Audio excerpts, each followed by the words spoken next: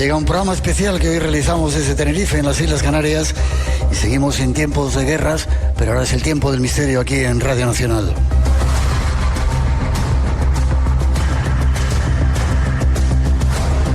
Algo que hacemos con los saludos y la bienvenida de todo el equipo del programa aquí en este flamante Teatro Leal de La Laguna, con un montón de gente que ha venido a vernos. Os pido un aplauso para que se sienta la fuerza en todo el mundo de estas islas mágicas.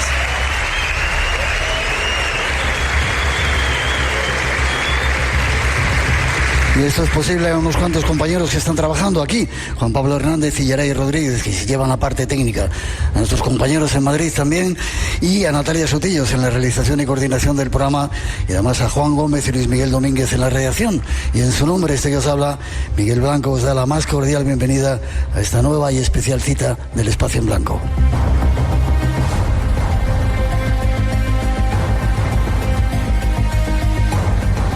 Hoy el programa lo realizamos, como decimos, de este flamante Teatro Leal de La Laguna, como digo, a rebosar de blanquitos que han venido a vernos. Y hemos de dar las gracias en primer lugar. ¿Está por ahí Maico Delgado? Vente por aquí un momentito, segundito.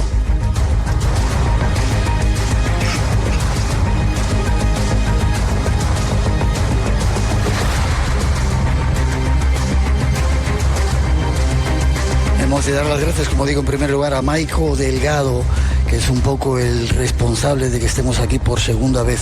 Buenas noches, Maico. O buenas tardes. Pero bueno, como se va a escuchar de noche... Buenas noches. Mejor, ¿no? Sí, bueno, sí, vale. Buenas noches. ¿Cómo te da a ti por meterte en esta...? Con este señor hemos vivido un montón de aventuras. ¿Nos escuchabas desde que era pequeñito? Sí. ¿Has pasado miedo con el programa? Alguna que otra vez sí, no te voy a decir que no. De hecho, ahora mismo, estando al lado tuyo, pues tengo miedo de otra manera, nervios, ¿no? Tú sabes, tú ya me conoces ya. Bien, ¿por qué te da por organizar este tipo de cosas? Que yo te agradezco, además con la ayuda, me dices, del Ayuntamiento de La Laguna. Sí. La verdad que hay que un poco diversificar todo, ¿no? Y aparte de las cosas que organizamos, eventos musicales, de cualquier otro tipo también culturales, pues un poco aprovechando el apoyo que siempre nos brinda el Ayuntamiento, pues ¿por qué no intentar pues brindarle a todo el público, a la ciudad de San Cristóbal de la Laguna, la posibilidad de poner en el mapa pues el mundo del misterio y al primer espada a nivel nacional e internacional? Y bueno, en esta nos metimos, nos dijeron que sí, como siempre he dicho, y bueno, y aquí estamos. Yo te doy las gracias por esa inquietud y sobre todo por habernos traído. Espero que se repita muchas más veces, te deseo lo mejor, os pido un aplauso para el que haya gente que se dedica a hacer esas cosas. Y quiero aprovechar que se convierta ya en tradición. No empecemos. Que se convierta en tradición ya aquí en público y delante de toda la gente y de todos los oyentes, pues que sepan que el año que viene, en junio, pues estaremos otra vez por aquí todos juntos, reunidos. Nos gustaría verles a todos otra vez en la tercera edición de Laguna del Misterio. Muchas gracias a Miguel y a todo su equipo y nos vemos. A disfrutar de la noche. Chao. Muchísimas gracias. Hay otro compañero, Javier Pérez, del grupo Resonance, que está metiendo música por ahí. Tenemos forma para comunicar con todos vosotros los que estáis escuchando el programa, pero hoy hay una novedad, hoy hay fútbol. Creo que ha empezado ya el Campeonato Mundial y seguramente nuestro programa no va a salir por las dos emisoras que sale, que es Radio 1 y Radio 5. Os lo digo también a vosotros que estáis aquí esta noche, vais a poder escuchar el programa en Radio 5, seguro completo, y luego igual paséis a Radio 1, pero si queréis escuchar el programa completo, os lo digo a todos, en Radio Nacional de España, Radio 5, y las formas de comunicar son estas. Déjate caer en nuestras redes. eBlanco Radio RN. Por WhatsApp 633 50 50 11. Y en el mail espacioenblanco@rtve.es. Que como siempre controlan Antonio Baena y Ramón Álvarez, dispuestos para vuestras comunicaciones. Y para este programa especial de hoy, os lo digo a los que estáis aquí, también a los oyentes, preparaos porque hay cosas muy duras. Estáis avisados si queréis escucharlo, pero esto es lo que os hemos preparado.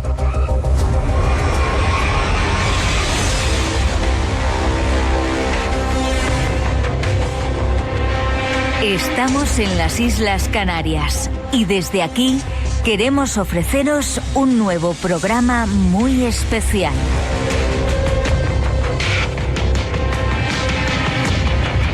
Numerosos invitados han acudido a nuestra cita en las islas para compartir y llenar juntos este espacio en blanco de hoy. Y entre ellos tenemos a un científico empeñado en dar explicaciones a algunos de los misterios más intrigantes de nuestro mundo. Junto a él viajaremos para tratar de desentrañarnos. Esta isla que hoy visitamos guarda muchos enigmas e intentaremos desvelarlos con nuevos invitados. Por ejemplo, las plantas psicotrópicas que utilizaban los aborígenes para conectar con el más allá. O las diferentes sectas destructivas que se han instalado en estas tierras, tratando de conocer sus formas de actuación para no caer en sus trampas. Habrá tiempo también para seguir navegando por el mundo del más allá, de los ovnis y otros variados misterios. Entre ellos, y ya os avisamos, uno muy duro: la necrofilia. Esos son nuestros planes y ojalá quieras compartirlos con nosotros.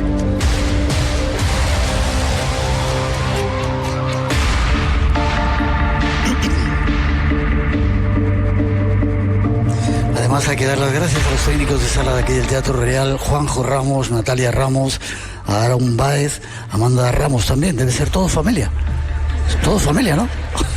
Y a nuestros compañeros de Madrid, Alberto Hernández, Jorge Delgado y David García. Y presentaros a nuestro primer invitado, Alex Gómez Marín. Buenas noches, Alex. ¿Qué tal, querido? Un placer. Yo desde que vi a este señor, si existe el amor a primera vista, tuve un flechazo contigo. Lo noté, a mí me pasó igual. Eres un científico muy peculiar, físico teórico y neurocientífico, licenciado en física, máster en biofísica, doctor en física teórica por la Universidad de Barcelona. Actualmente es científico titular del Consejo Superior de Investigaciones Científicas y director del Pari Center de la Toscana italiana. ¿Te ha dado tiempo a estudiar tanto? ¿Eres un tío de los listos de clase cuando estabas en el cole? Era un empollón. ¿Sí? Sí. ¿Sacabas buenas notas? Sí. Bueno, pues este va a ser nuestro primer invitado. Lo contaba antes, no sé si lo cuento ahora. Déjame que escuchemos una introducción.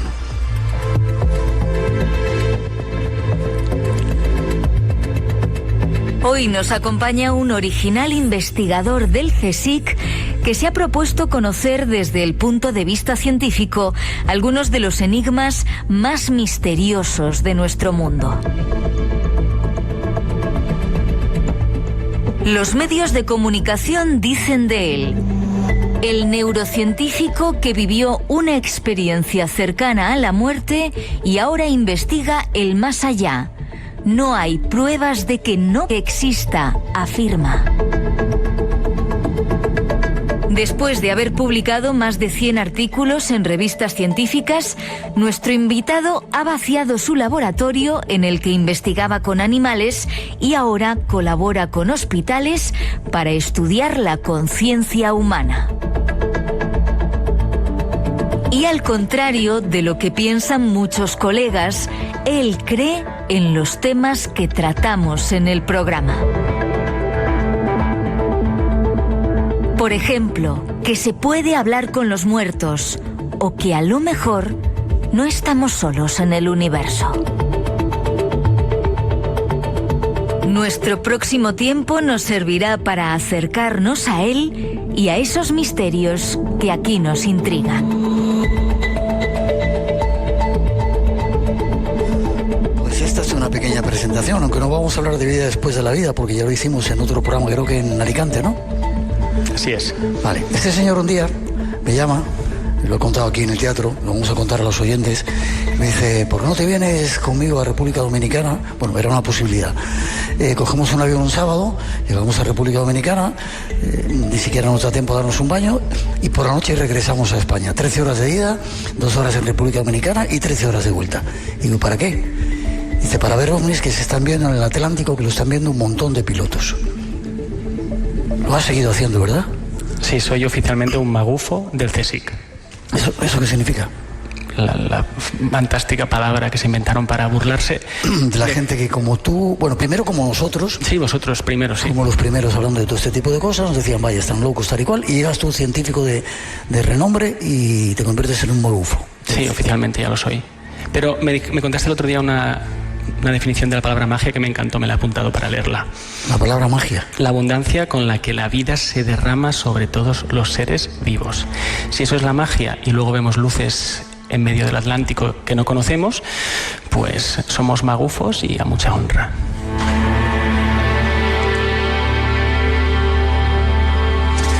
¿Te has lanzado a investigar la conciencia o conciencia? Yo prefiero con ese, porque la conciencia sin ese es más, tiene que ver más con la moral, con portarse bien. Vale, conciencia. Y has determinado que... Me ha gustado el ejemplo que has puesto aquí, que coges el teléfono, tienes conexión con wifi, pero si rompes el teléfono, wifi sigue existiendo. Qué bonita, es un tipo brillante e inteligente. Qué bonita alegoría a lo que puede ser la conciencia, ¿verdad? Nos morimos, es decir, se rompe el teléfono, pero sigue estando eso que nos comunica con Dios, con el más allá, etcétera.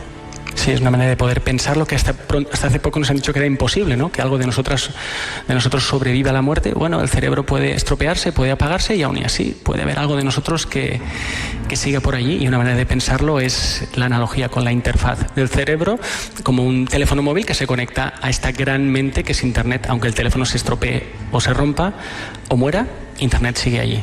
¿Has patentado esa idea? No. Paténtala. Es que las ideas en ciencia no se pueden patentar.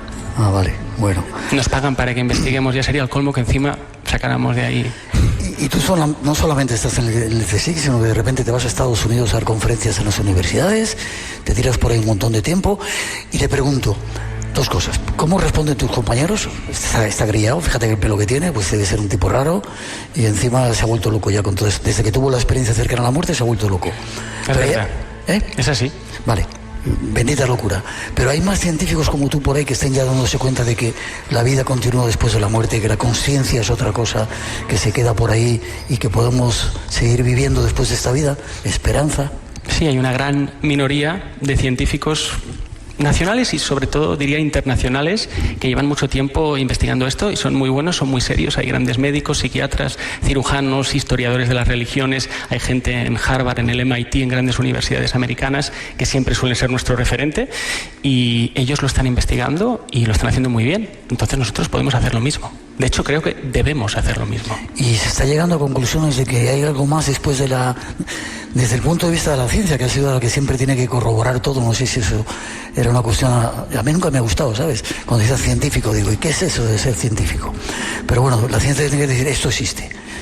Y entonces de repente ya parece que se ha descubierto todo. A mí tampoco me gusta que la ciencia sea el árbitro final de la naturaleza de todas las cosas, pero hoy en día la ciencia es un gran referente, está bien, para poder corroborar cosas que la gente sabe, intuye, que muchas tradiciones ya han experimentado. Y la ciencia igual no demuestra, pero sí que muestra o trae nuevas evidencias, incluso teorías, que nos permitan creernos un poquito más lo que nos pasa a todos y decir, ostras, yo pensaba que era un poco tonto o que estaba loco, pero resulta que, hombre, si estos investigadores lo están investigando y van por ahí los tiros, pues igual no estaba yo tan desencaminado. Qué curioso que tengamos siempre que copiar a los demás. Has hablado de tradiciones. Vamos a tener un personaje increíble. Juan Mesa es un músico, un artista multidisciplinar que está enraizándose con la tradición desde la isla de La Gomera, que es increíble. Ellos ya sabían muchas más cosas que nosotros hemos olvidado, ¿no? Luego tenía la oportunidad de estar con chamanes en diferentes partes del mundo, con etnias. Sabían mucho más sin tener esa ciencia que es el culmen de todo aquí en nuestro mundo.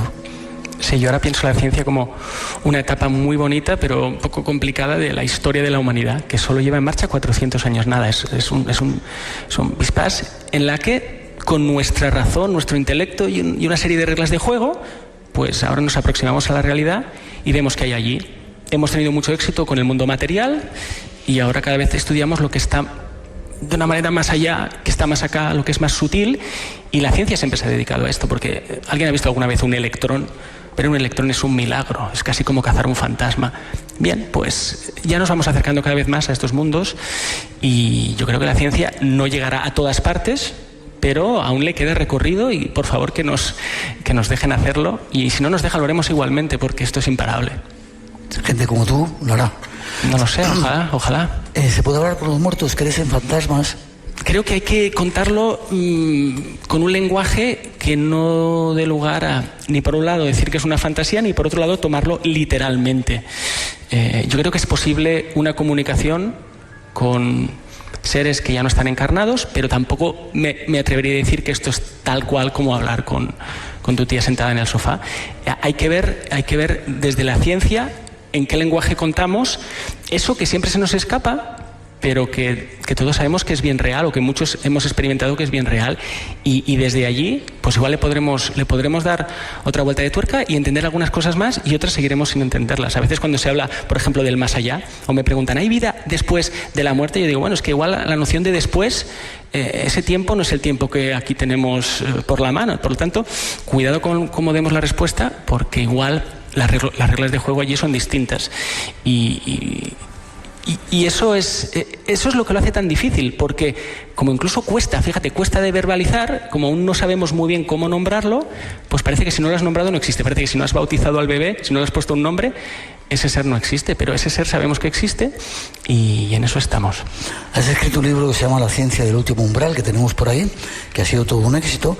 El doctor Sanz Segarra escribió también un libro, 400.000 ejemplares lleva vendidos. Sí, muchísimos. Y aportando sobre todo esperanza, ¿verdad?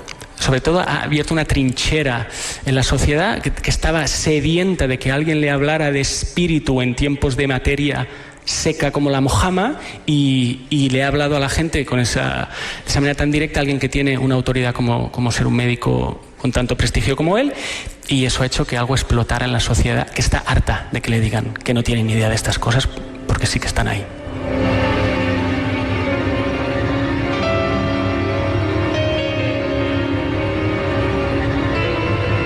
De eso ya hemos hablado algunas veces, lo hemos esbozado. De repente te metes en un avión, menos mal que no te acompañé esa vez, pero te puedo acompañar en cualquier otro momento. ¿Podemos decir que vas en la cabina? Sí, además es legal, no hay ningún problema. Por eso yo digo, a ver si te metes en la cabina con los pilotos, salís de República Dominicana, en medio del Atlántico, ¿y qué ves allí? ¿Se están viendo cosas? Bueno, ellos, los pilotos, llevan mucho tiempo viendo muchas luces muy, muy extrañas y francamente bonitas, y como os podéis imaginar, esto no lo cuentan a los cuatro vientos, pero cuando yo me aproximé a uno y luego a dos y luego a más, pues es un fenómeno bastante frecuente, que además ellos tienen normalizado. Algunos ya ni le prestan atención, otros siguen fascinados, y estaban dispuestos a que yo les ayudara a ver un poquito más qué pueden ser esas luces. Hay gente que ya sabe la respuesta antes de empezar. Sin haber estado allí y sin haberlas visto, seguramente. Sin haberlas visto, incluso habiéndolas visto, pues ellos ya saben que son satélites, pero no lo sabemos, y es una expedición, es verdaderamente irse a lo desconocido. Parece ciencia del siglo XIX en la que te embarcabas y vas a ver qué son esas luces tan misteriosas que están por la noche allí en medio del Atlántico. A mí me has pasado una serie de fotografías, se parecen algunas a las del disco de Resonance de nuestro músico de hoy, uno de ellos. ¿Las podemos publicar en redes para que las vean los oyentes? Aún no. Vale. Es que esto está en marcha. ¿Puedo ser un poco travieso? ¿Puedo publicar una por lo menos? Venga, va. 2. Vale. ¿Crees que... Bueno, te pregunto, ¿qué crees que puede ser eso? ¿Pueden ser satélites o no? Sí, está bien tener encima de la mesa hipótesis, ¿no? Mira, la primera es, eso es una ilusión visual, pero eso es falso, porque la ve el piloto, la ve el copiloto, la ve la tripulación, si la hacen pasar, y son claramente fenómenos lumínicos que están en la atmósfera, muy probablemente. Entonces, ¿cuántos se ven? Pues hay noches que se ven, pues se pueden ver 40 o 50, muchas luces. ¿40 o 50? Sí, porque ¿Y durante cuánto tiempo? Durante 1 hora, 45 minutos. Pueden ser, a veces son breves, pero a veces son episodios muy largos. Sí.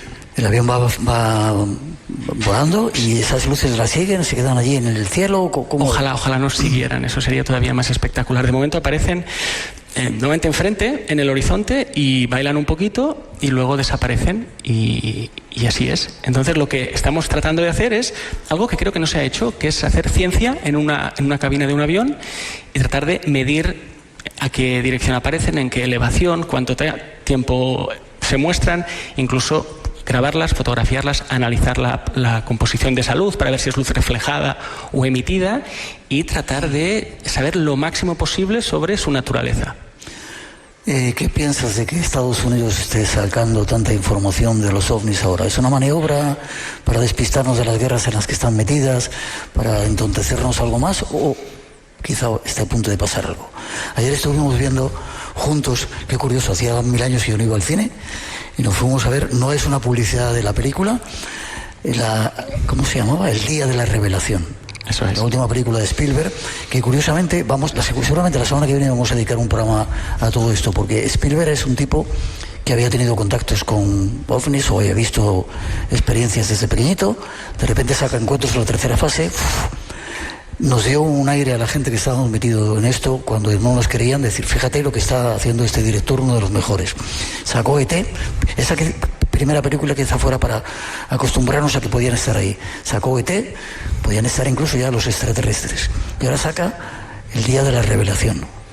Y muchas de las cosas que está sacando el Pentágono, el ejército y el gobierno norteamericano, se parecen mucho a las luces que tú has visto. Sí, se parecen. Yo creo que en este tema la respuesta es como aquellos exámenes que nos hacían todas las anteriores.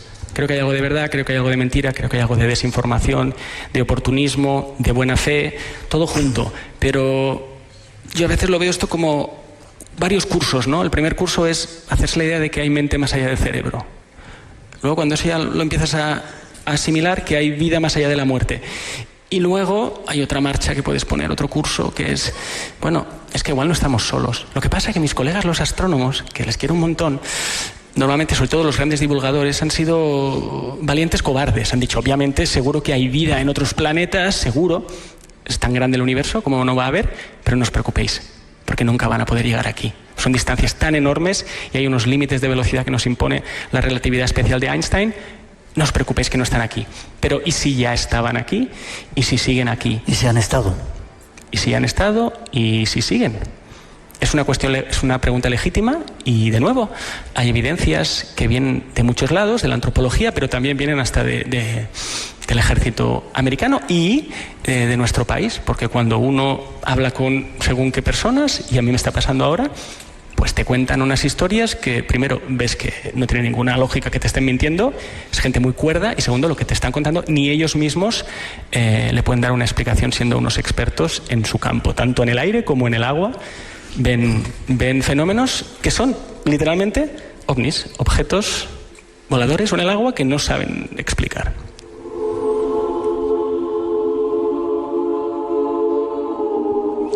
Es curioso porque hacía mucho tiempo los pilotos nos contaban, yo a veces también, precisamente veniendo a Canarias, me reconocían porque escuchaban el programa, me pasaba a una cabina y les preguntaba, ¿habéis visto algo? Y te contaban muchos de ellos cosas que habían visto, pero no podían contarlo. Sin embargo, cada día son más los pilotos que están diciendo, yo he visto. No sé si puedes dar esa noticia. Sí, puedo contar algo que a nivel sociológico es muy interesante y son muy buenas noticias, que es que con esta aerolínea, que no quiero revelar todavía el nombre, con quien estoy trabajando, pues ya lo han hecho saber a todos los pilotos de la aerolínea que estamos llevando esta investigación. ¿Cuántos son? 100 y pico más. Sí, son bastantes. Vale. Sí, y algunos de ellos ya han mostrado interés en colaborar porque están fascinados porque ven esas luces y quieren contribuir a la investigación. Es decir, es para celebrar que ya se vaya abriendo este armario de tabú y que dentro de una empresa tan compleja y respetable como es una aerolínea haya suficientes ganas de dedicar atención y tiempo a contribuir a desvelar estos misterios. Quizá como pasó al principio con Vida Después de la Vida, eran pocos, empezaron a abrirse médicos a contar experiencias que nos han contado en el programa increíbles, científicos como vosotros que entráis, ahora los pilotos y los militares también. Y para colmo llega la película de Spielberg en este momento y dice que el Día de la Revelación, igual es un mensaje. Seguro, porque el cine siempre presenta ficción cuando en el fondo son como hechos del futuro, ¿no? Yo creo que nos preparan. Cuando ayer vimos la película tú y yo, yo me emocioné muchas veces y no es una película para llorar, me emocioné, pero pensé, wow, o sea, ¿qué pensará la gente cuando... No quiero desvelar nada de la película, pero hay unas escenas que es increíble que se haya llevado al cine y que se haya llevado al cine con tanto amor, diría, ¿no? Algo tan aparentemente tan oscuro y que a muchas personas le habrán pasado, que yo creo que viendo la película, y no estamos haciendo promoción, recordarán que les ha pasado algo que ellos han querido olvidar porque no saben cómo encajarlo, y yo creo que poco a poco les vamos encontrando la forma de encajar todo eso. Ya casi terminando, Alex, porque esperan muchos más invitados. Desde tu punto de vista como físico, como científico, ¿habría posibilidad de que estuvieran visitándonos no necesariamente con motores, no necesariamente llegando a la velocidad de la luz, no, a lo mejor pasando con agujeros de gusano o cambiando de dimensión de una a otra, que eso es instantáneo porque lo hace la consciencia también. La respuesta es que sí, hay todavía espacio en la física que conocemos que no es la definitiva. La gente tiene que entender que por muy guays del Paraguay que sean las teorías de la física actual, nunca van a ser la última palabra. Hay espacio allí para soluciones que permitan hacer verdaderas maravillas, como curvar el espacio-tiempo de una manera en la que para ir de A a B no tengas que viajar de A a B, sino que A a B se encuentran en un punto y tú ya estás allí. Bueno, si realmente existen estos seres y nos llevan muchos millones de años de ventaja, pues seguro que han descubierto materiales y formas de vivir y de pensar y de viajar que a nosotros nos parecen ciencia ficción. Si puedes imaginarlo, ¿por qué no vivirlo? Si les ha pasado a otros, ¿por qué no a ti? Espacio en blanco, el lugar donde encuentras lo improbable.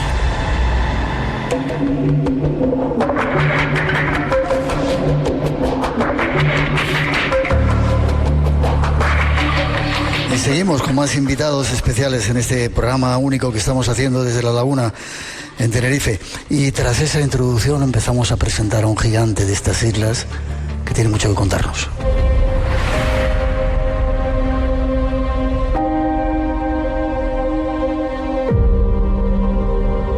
Un antropólogo profundo conocedor de las costumbres de los aborígenes de las islas viene a nuestro programa. Y con su ayuda nos lanzamos a conocer algunos de los rituales que realizaban y las plantas que utilizaban.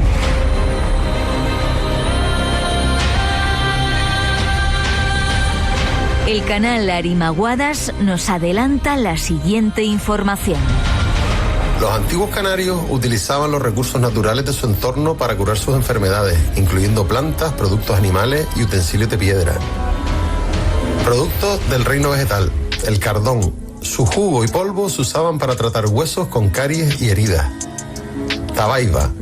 Su leche se usaba para cauterizar heridas y su corteza para tratar artritis y luxaciones.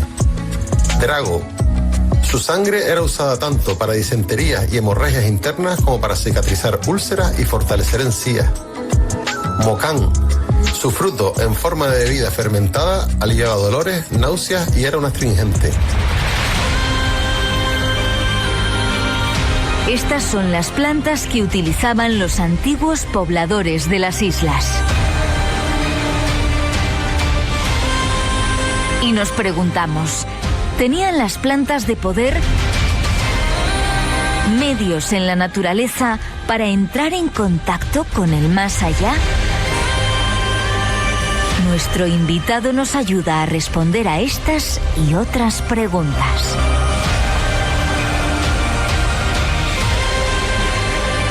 No solamente un invitado, son dos. Ya saludamos a José Gregorio González. Muy buenas, ¿cómo estás? Muy bien, Miguel. Bienvenido a Canarias, y antes de cualquier otra cosa, creo que no lo hemos hecho nunca. Te queremos dar las gracias, de verdad, por todo lo que has hecho, por el conocimiento del misterio, no solo a nivel nacional, sino internacional, y en especial a aquellos temas canarios a los que les has dado una extraordinaria proyección. Llevas muchos años haciéndolo y creo que públicamente nunca te hemos dado las gracias, así que si me acompañan en un aplauso, yo creo que te lo mereces.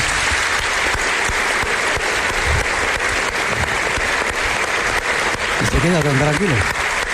Gracias. Un programa que se llama Crónicas de San Borondón ha recogido el testigo de los grandes que había en esta isla, Paco Padrón, entre otros, para hacer y divulgar todo esto. Y el señor tan grandón que a mí me encanta, Nando Fernández. ¿Os digo, o Hernández o Fernández? Nunca más. No, Nando Hernández. Yo pensé que se iban a dar un abrazo después de... Sí, eso después. Eso después.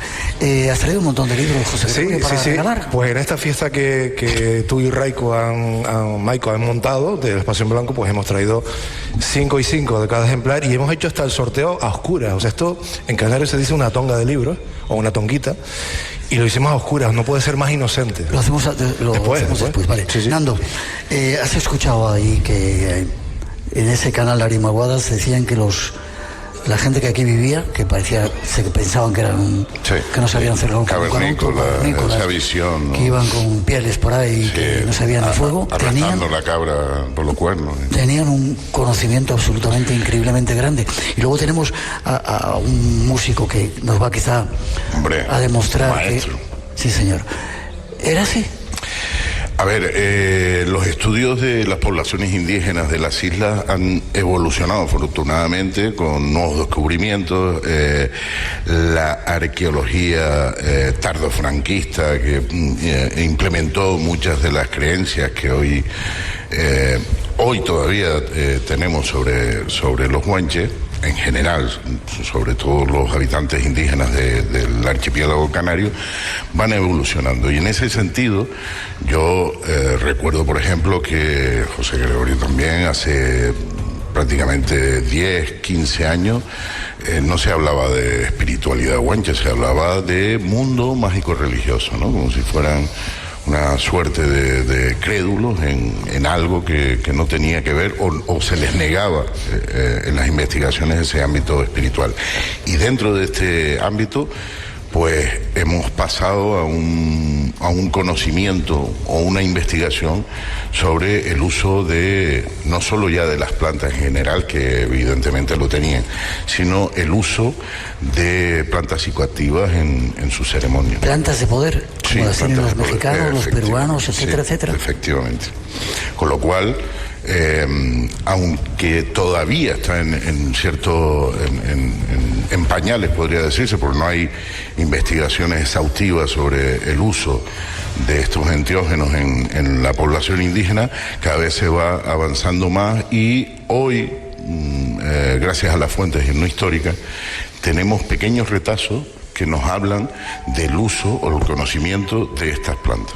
En la segunda parte tenemos también a alguien que nos viene de otra isla maravillosa, que nos va a contar algunas de estas cosas también, pero es curioso porque todavía, yo en mis viajes que he hecho a Tenerife, cuando estuve aquí viviendo, me llevaron a una montaña y todavía se encuentran tumbas con yacimientos donde hay momias todavía, desconocidas incluso. Sí, hay la arqueología en Canarias, aunque no ha sido un exhaustivo, ¿no?, plan, digamos, y lo que se está perdiendo evidentemente por la desidia, en este caso de las autoridades y del parque temático que se ha convertido en el archipiélago canario, ¿no?, con las visitas turísticas, pues evidentemente muchos de los yacimientos hace bien poco rompieron una zona sagrada, una zona de grabado para instalar un bebedero para los perros de caza. O sea, imagínate el nivelazo que tenemos en las islas, en la preocupación de la conservación de nuestro pasado.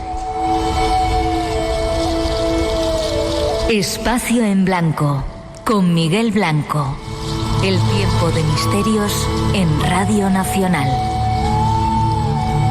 Y con invitados especiales aquí en la isla de Tenerife. José Gregorio, prepárame 2 o 3 sitios que tengamos que visitar. Nómbralos simplemente, porque a veces, a veces damos demasiados datos sobre sitios. A mí me ha pasado con el Barranco Badajoz.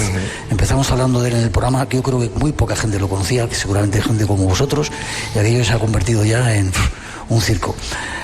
Hicimos lo del Teide y ayer yo me sorprendí porque había cantidad de autobuses que llevaban a los guiris, Teide by night decían, ¿no? Y queríamos ir a ver ovnis y los ovnis decían, joder, pero si está eso, no podemos bajar de abajo, que hay demasiada gente que nos ven. Búscame 2 o 3 sitios. Hombre, es inevitable, ¿no?, que la llamada del misterio haga que mucha gente acuda a estos lugares, un efecto, bueno, yo creo que hasta lógico, ¿no? Yo reivindico mucho en los últimos años un lugar que tú también conoces y que está además vinculado con este municipio porque forma parte, que es la punta del Hidalgo, ¿no? Creo que ese lugar lo terminamos encasillando solo en el fenómeno ovni, pero es mucho más, es un lugar riquísimo, probablemente es uno de esos epicentros del misterio con los que contamos en Canarias y a nivel evidentemente nacional, incluye historias de brujas, luces extrañas, relatos sobre tesoros escondidos, obviamente el tema ovni que tiene una presencia muy potente, apariciones de todo tipo de entidades o criaturas, en fin, es un lugar, una zona ventana, diría yo, ¿no? Vale, ahí fue donde se inició esa historia que hicimos luego en el Teide, porque fuimos ese ovni que apareció. Guárdame otros poquitos para después.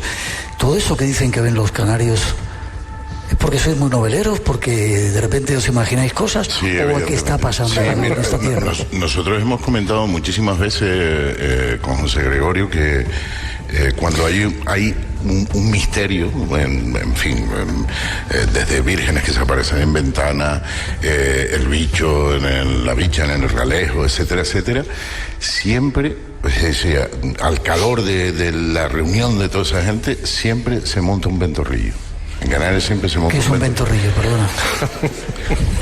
Esa palabra no la aprendí, a ver, un ventorrillo es una caseta de hierro que tiene por fuera o no logotipos de refresco, aquí en Canarias, evidentemente, y muchas veces se complementa con un tapiz de hojas de palmera, que le da cierta... Sí, unos manices. ¿Es verdad o no es verdad? ¿Y las cotufas? ¿También hay cotufas? Sí. Bueno, Normalmente hay carne fiesta y vino, es lo que suele ver. Vale, pero pregunto, ya es en serio, ¿no? Aquí pasan tantas cosas, no solamente porque seáis noveleros, sino porque estáis más enraizados todavía con la tradición, con la tierra, que es algo que tienen todos los pueblos primitivos del mundo y quizá lo hemos perdido en la península y en Europa. ¿Son más auténticos?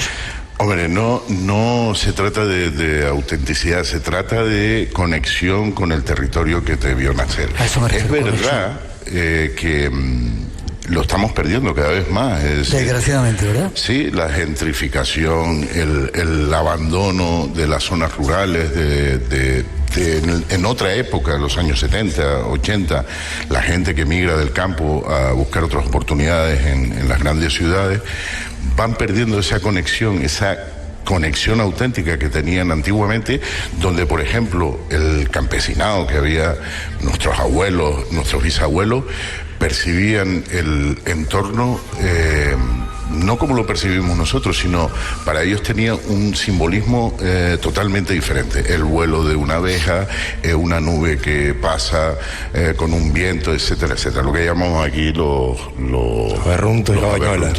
¿Los? Aberruntos. Vale.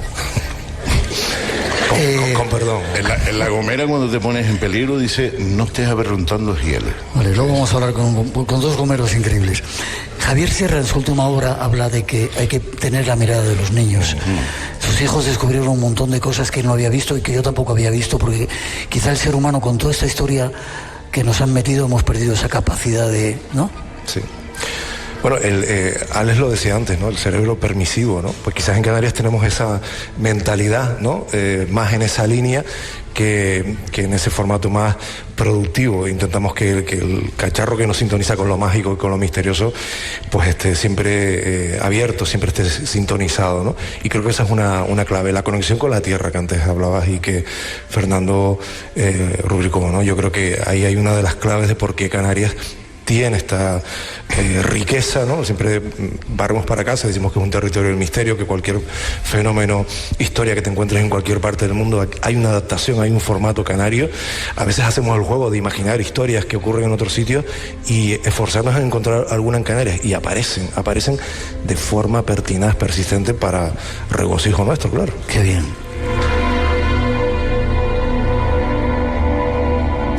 Vamos andando contigo, si te parece. Es decir, que los guanches tenían también plantas de poder como tienen o han tenido todas las culturas. Evidentemente, cuando esta gente sale desde el continente africano y llega a las islas, lleva en ese paquete fundacional, no solo lleva un bagaje cultural, lleva un bagaje espiritual, y evidentemente se trajeron, al igual que hay otras plantas, como por ejemplo la higuera, que es traída desde el continente. Hay también todo un proceso en el uso de las plantas.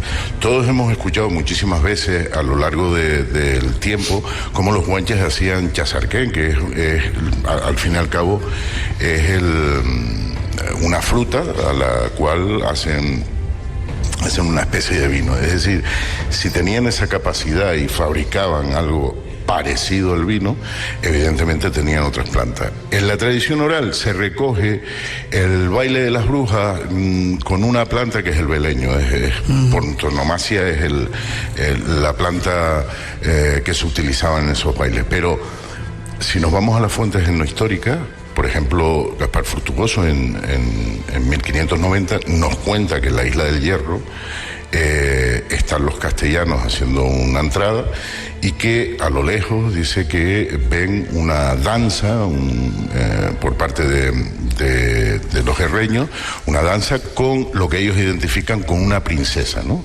Entonces deciden pues capturarlo, y cuando los capturan se dan cuenta, dice él, que están en éxtasis, están arrobados, es decir, no se estaban enterando de lo que estaba sucediendo, con lo cual nos da una idea de que podrían estar bajo los efectos de plantas psicotrópicas. Otra de esas plantas que pudieron existir en el pasado es el codeso.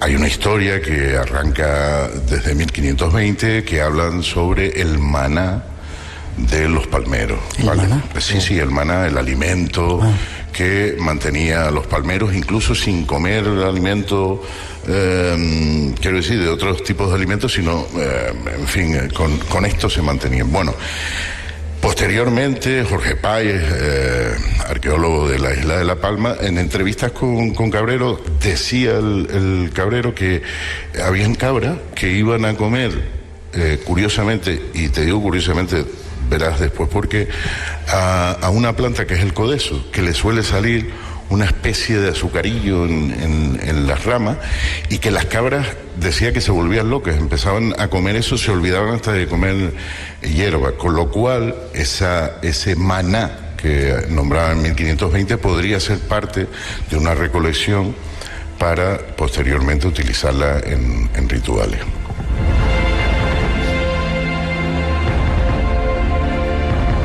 Es decir, que eso presupone que tenían una organización no solamente social, sino espiritual o incluso religiosa mucho más profunda de lo que los castellanos creían que tenían y se ha creído durante todo este tiempo. Pero vamos, es que se cae de maduro. A ver, en base a las fuentes etnohistóricas, evidentemente cuando esta gente llega aquí trata de adaptar su cultura, es lo que se llama visión etnocentrista, es decir, tú estás explicando la cultura del otro desde tu propia cultura. Por eso las mujeres sagradas, las maguadas, son para ellos monjas o viudas. Los sacerdotes evidentemente son curas, incluso los menceyes, ¿no?, que dicen que son reyesuelos, cuando evidentemente aquí no existió ningún tipo de reinato, por así decirlo, salvo en Gran Canaria, que estaban en un proceso de adaptación y vamos, si llegan a tardar 20 años de la conquista hubieran encontrado evidentemente un estado, no un protoestado, sino un estado con una jerarquía de reyes, princesas, etcétera, etcétera. Bien, pero lo que se está en muchas investigaciones es que la gran cantidad de información que hay, tanto de santuarios, de lugares, etcétera, etcétera, y después algo que ha sido muy denostado durante mucho tiempo, que es la tradición oral, que ha sido denostada porque muchos de los académicos en Canarias, yo los escuché decir, esos son historias de viejos borrachos y mentirosos, por ejemplo. ¿Sí? Sí. No les digo el nombre para no hacerlos famosos. Y resulta que ahora la arqueología, los yacimientos están dando como consecuencia de que esa visión que teníamos de la población indígena del archipiélago arrastrando una cabra por los cuernos y tirando piedras, no, hay una organización, no solo espiritual, en desarrollo en muchas islas había una diferenciación evidentemente, pero con una profunda conexión no solo con la tierra, sino también con la deidad máxima que era la madre. ¿Quién era el diablo?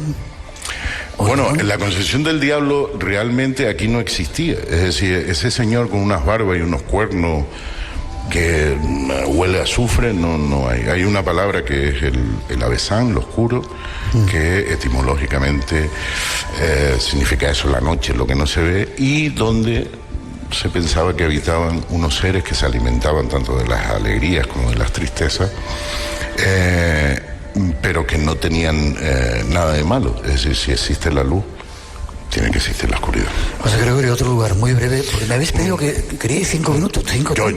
Yo 3 minutos y te lo... No te puedo dar más de 3 minutos. Dale dos. No, 3, porque antes al él le dio 3. A él le dio, sí, lo ofreció hasta 4, ¿no? No os peleéis entre vosotros. Otro sitio más. Salto de isla, me voy a Punta Gorda, La Palma, conectando con lo que decía Fernando, ese lugar lo conoces muy bien, y conecto con lo que decía Alex, que le estoy haciendo mucho la pelota. Con esas luces que ven los pilotos en esos vuelos, bueno, pues en La Palma llevan 3 años filmándolas, fotografiándolas, nos lanzaron el guante, lo cogimos, hicimos una velada con ellos y las vimos. ¿Con pilotos? No, con pilotos no, con palmeros, con gente que está allí viéndolas, con los pies en la tierra, mirando a una franja muy concreta del horizonte, a unos 40 grados sobre el horizonte, y por una ventana, es como si pintaras en el cielo una ventana, y entran por ahí, salen, no se salen de ese marco, muchas luces, entran, salen, se quedan ahí, y si los miras con visor de infrarrojo, que iban equipados los muchachos con esto, ves un festival. O sea, a simple vista ves un buen puñado, pero con infrarrojos, cuando tú estás viendo 2, puede que 6, 7 al mismo tiempo, ¿no? Y es algo muy extraño. Estamos rumiando si satélites, en fin, le estamos dando vueltas a todo eso porque intentamos tener la cabeza sobre los hombros, pero es un gran misterio y me lo ha recordado cuando contaba lo de los pilotos. Alex enseguida va a querer ir para allá y yo me apunto. Un poquito de música y esos 3 minutos para ti.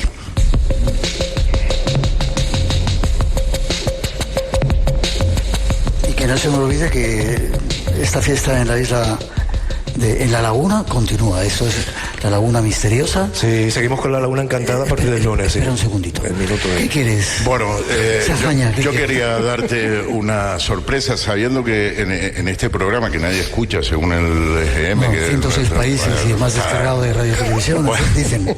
Pues entonces yo le voy a pedir a los compañeros Juanjo y Aarón que bajen la luz y proyecten algo, y después te explico para que sepas qué es lo que está viendo. Pero eso no lo van a ver los oyentes, ¿o sí? Pero lo van a escuchar. Vale, vamos.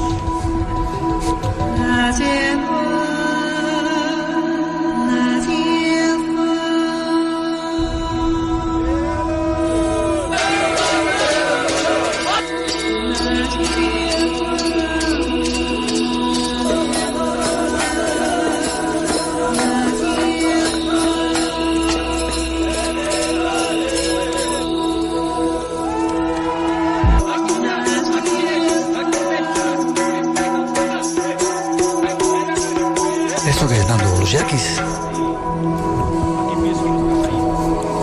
Próximamente, verano 2026, Cambullón Films Cumbre Serena, los yaquis, que es una tribu...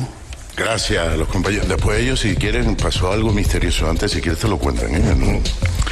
Aarón y Juan. Bueno, 2 minutos tienes, porque nos te vamos. cuento. Hace un año, bueno, hace muchísimo tiempo más atrás, estábamos detrás de estas plantas enteógenas que se utilizaban en la cultura guanche, y dimos con una que utiliza una población que no es de aquí, que son los yaquis, y nos dimos cuenta que era una planta endémica de Canarias. No se le puso asunto en su momento, por la cuestión que sea, y gracias a Cambullón Film hemos organizado, como se hacía antes, una expedición con un equipo de 22 personas, con un material de última tecnología para grabar. Y no, tú no, porque yo escuché en ese programa 23. Escuché en ese programa que te ibas para el Kilimanjaro, o sea que no vas a poder estar. Y No, bueno, no digo nada.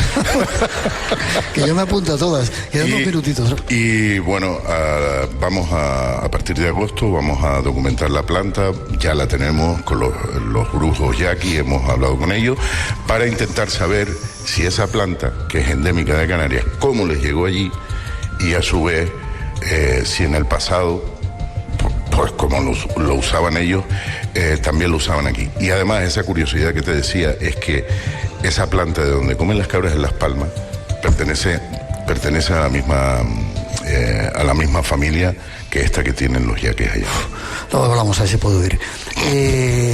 Laguna Encantada. Rápidamente que nos vamos. Laguna Encantada, sí, bueno, es la continuación de esto que están viviendo. Ya empezamos esta semana, ayer, y a partir del lunes vamos a tener hasta el viernes en la sede de la Fundación México Canarias conferencias con Alfonso Ferrer, hablando del Fantasmas de la Candelaria, David Suárez Dorta hablando de las sociedades secretas y esotéricas en Canarias también, Fernando, que hablará de la continuidad entre las mujeres sagradas de la cultura guanche, las brujas y bueno, cómo se fueron transformando esos personajes, y el viernes Lorenzo Fernández Bueno, que nos trae todas las novedades de la nueva temporada de D-Max, de OVNIs y todo lo que está investigando por ahí. ¿Forma de contacto contigo?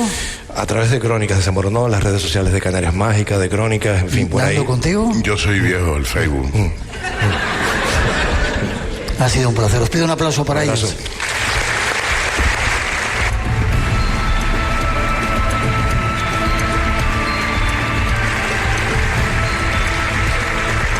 Hemos de hacer una pausa. Llegan las noticias de las 2, la 1 en las Islas Canarias, y después regresamos. Recordad que este programa seguramente lo tenéis que escuchar a través de Radio 5. Igual no estamos en Radio 1, pero en Radio 5 sí. Después de las noticias, preparaos que llegan más invitados especiales a este programa que estamos haciendo desde el Teatro Leal de La Laguna. No os vayáis, que todavía tenemos mucho que contaros.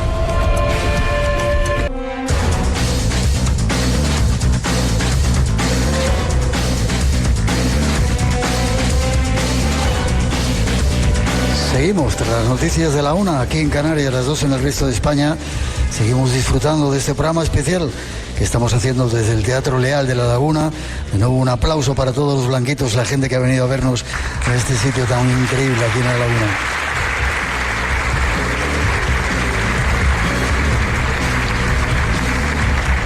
Y seguimos con más temas. Habíamos previsto tener un invitado. Déjame que diga una cosa. Ayer estuvimos en el Teide, fuimos a ver si rememorábamos lo que allí se hizo y a ver si llegaba algún ovni con Alex, que está como loco por ver ovnis, y de repente nos dijeron que a raíz de todo lo que allí había pasado, había un montón de sectas que estaban llegando allí. Y teníamos previsto hacer un módulo hablando con una persona que sabe mucho de todo ello, que es Alfonso Ferrer. Pido un aplauso para él. Ha presentado radio desde 2004 a 2009. En Gente Radio Tenerife, Crónicas del Misterio, es periodista, investigador. ¿Están llegando las sectas a Canarias, sectas de esas peligrosas? Hombre, está claro que, mira, y no tenemos que echar la vista a unos meses atrás, a una operación de la Policía Nacional que desarticuló aquí en la isla de Tenerife, en el municipio del Rosario, en La Esperanza concretamente, una secta de una naturaleza claramente destructiva, muy perniciosa. Una operación que está dando mucho que hablar, que utilizaba como elemento de persuasión, de manipulación, la santería, donde había... Sin que eso signifique que la santería es algo malo, o es una religión que es muy respetable también. Pero esta es una historia que tiene muchos matices, ¿no? Sí. Instrumentalizaba la santería para someter a la gente, ¿no? Eran personas que estaban absolutamente aterrorizadas. Se estima que hay unos 45 adeptos, personas que han sido perjudicadas por las prácticas de este gurú, que utilizaba pues elementos que aterrorizaban a estas personas. Hay un tema de sacrificio de animales muy desagradables y una serie de elementos que el grado de manipulación era total y absoluto. Este es el último ejemplo que hemos conocido, ¿no? Hay muchos más históricamente.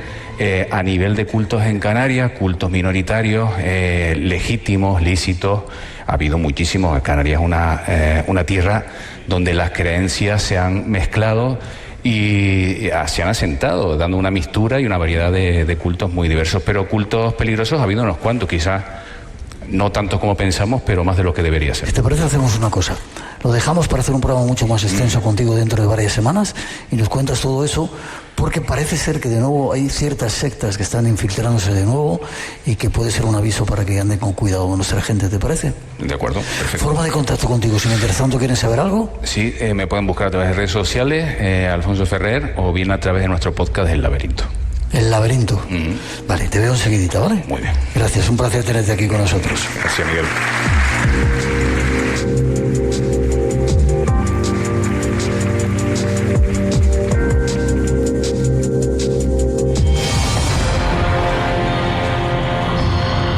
Entre los límites de lo posible y lo imposible, crece el misterio.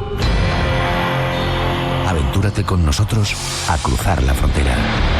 Espacio en Blanco, con Miguel Blanco, en Radio Nacional de España.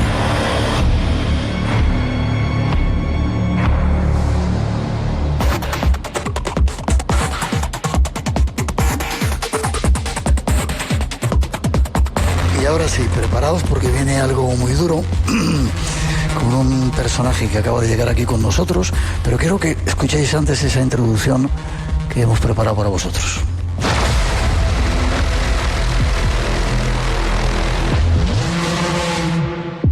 Nuestra próxima invitada nos trae un tema desconocido y avisamos, muy duro.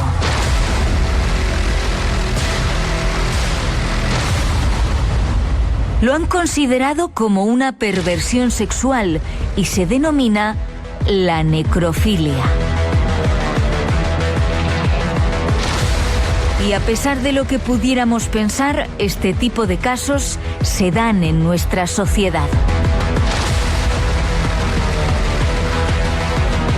Recogemos de Telemundo Bolivia la información de un caso real. Horrorizados, reaccionaron los familiares de una mujer de 28 años que falleció en este hospital cuando descubrieron que un enfermero había abusado sexualmente de su cadáver. Y su pie estaba arriba de mi esposa, difunta, y yo la he visto bien, estaba moviendo su parte. Yo he entrado y le he pegado y no se ha defendido porque estaba subiendo su pantalón. La mujer había ingresado de emergencia por una enfermedad en los pulmones. En la tarde murió y los familiares la dejaron sola con el enfermero.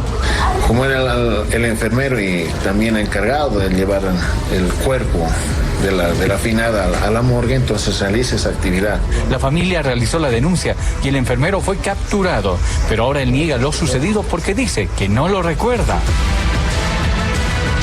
Es tan solo una muestra, podríamos pensar que aislada, única, pero quizás haya mucho más tras este asunto de la necrofilia. Nuestra próxima invitada nos ayuda a conocerla.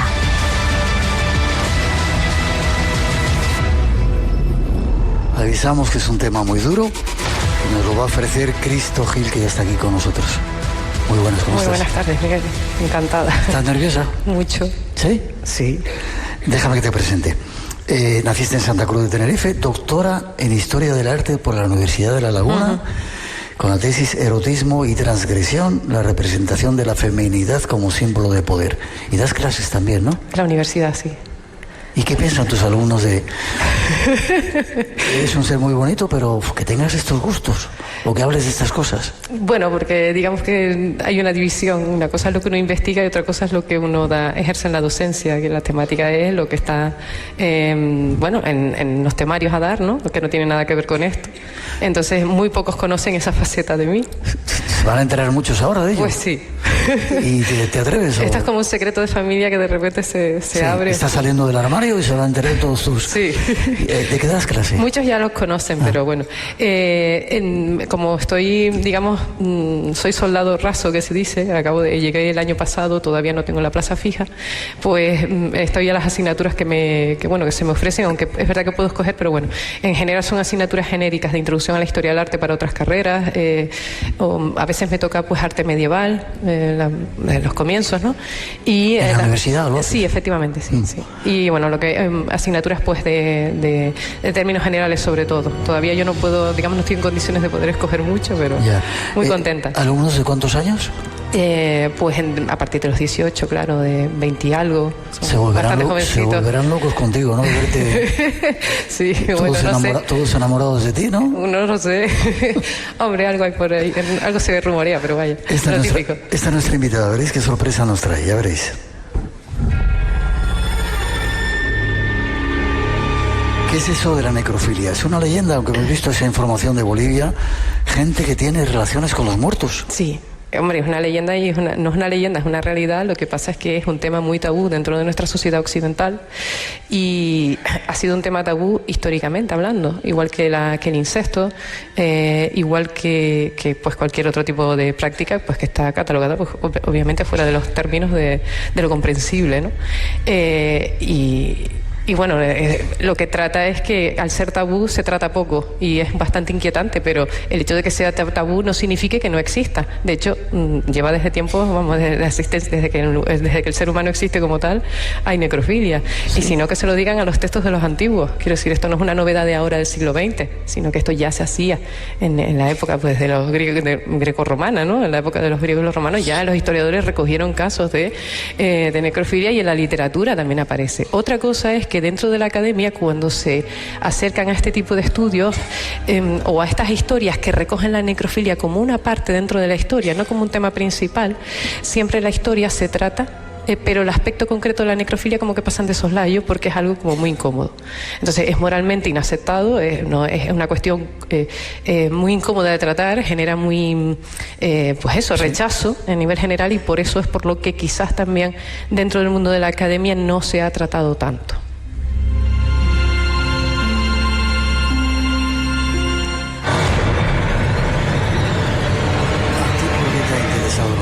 Fíjate lo que acaba de sonar. Bueno, porque mi curiosidad me lleva a intentar ver qué es lo que hay más allá de lo que está establecido en el límite. A mí siempre me ha fascinado estas cuestiones del ser humano que parece que traspasan cualquier límite comprensible dentro de la cabeza del ser humano o de sus propios actos. Siempre me voy a los extremos, me encanta. No solo traspaso los muros del cementerio, me gusta abrazar la muerte desde otro punto de vista, sino que además también indagar esa temática a mí me fascina, y no por eso es por lo que yo me vaya a convertir ahora en una necrófila. No me van los muertos, se los prometo. Me gustan vivos y muy vivos. Pero mejor que lo aclares. No, lo digo porque a veces qué triste que tenga yo que recalcarlo a veces, porque la gente piensa que porque le guste determinado tipo, como es vestida de negro y tal, y esta es una gótica, ¿no? No sé ya cómo se llama. Determinado tipo de temática, pues parece que te va a profanar cuerpos, ¿no? Todo lo contrario. Pero sí me fascina el hecho de que haya asistido casos y tratarlos desde el punto de vista del arte. Es decir, cómo se ha representado, cómo se ha puesto dentro del mundo de la pintura, del cine. Es mi línea. Pues yo no soy psiquiatra, psicóloga, y no se me ocurriría hacer, meterme en terrenos profesionales que no son mi especialidad, sino respetar al máximo. Siempre tratarlos desde el punto de vista desde el material que uno puede manejar, básicamente. Y siempre me ha fascinado pues toda esta temática que te ayuda a lanzarte, a asomarte al abismo. ¿Y cómo se ha tratado en el arte y en la literatura? La literatura da más libertad. No recuerdo el director de cine que había dicho que hay cosas en la vida que mejor leerlas que verlas, que la imaginación haga su trabajo antes que verlo de manera explícita. Y dentro del campo del arte es verdad que, aunque hay de todo un poco, sobre todo la temática tratada de una manera más explícita y más gore, ¿no? Más rock and rollera, más bizarra, más obvia, sobre todo a finales del siglo XIX y ya en el siglo XX una explosión, porque bueno, y el cine ya ni te cuento. ¿Sí? Sí. Lo que pasa es que en la imagen siempre tienden más a una visión más romántica, más sugerente y menos obvia en el acto. Entonces ahí sí que hay una gran diferencia. Hay películas que hablan de ello. Y no es lo mismo un cadáver fresquito que un cadáver podrido. Entonces también eso tuvo su evolución. Digamos que te podemos hacer varias clasificaciones incluso con eso. ¿Sí? Ahora, ya que estamos metidos. Sí, bueno, que... en este caso que veíamos de Bolivia era un cadáver fresquito porque acababa de fallecer la mujer y el enfermero se aprovechó de ella. Era lo suyo, ¿no? Y bueno, los asesinos necrófilos, o los asesinos en serie, o los asesinos en general, normalmente cuando asesinan a una chica, muchas veces la violan una vez recién fallecida. Quiero decir, esto no es sorprendente, sobre todo dentro del mundo del asesino no nos sorprende, porque el hecho de que ya asesine, ya esperamos de él cualquier acto desagradable, pero sí que nos puede chocar en personas como tú y como yo, que nos espera que nosotros estemos y que nos pillen, pues a lo mejor profanando una tumba en el cementerio y dándonos gustillo, con ese gustillo que da pecar. Entonces, claro, hay diferencias, efectivamente. Y en el caso del cadáver fresco y podrido, lo marco porque, aunque es dentro de lo que ya es un tema tabú, ya es más tabú tocar algo que ya está putrefacto. No me digas que tienen relaciones sexuales con cadáveres putrefactos. Sí, bueno, y se ha representado dentro del mundo del cine también mucho, y todo se basa en historias, no solamente de la literatura, que en eso tiene mucho, sino también en la vida real, quiero decir, en casos que se han dado, efectivamente. Profanar un cadáver que lleva 3 días enterrado, obviamente eso no está fresquito, quiero decir, ya hay un proceso de putrefacción obvio, y hay casos en la historia, claro que sí. Mira, me miran que me estoy escandalizando y se ríen de mí.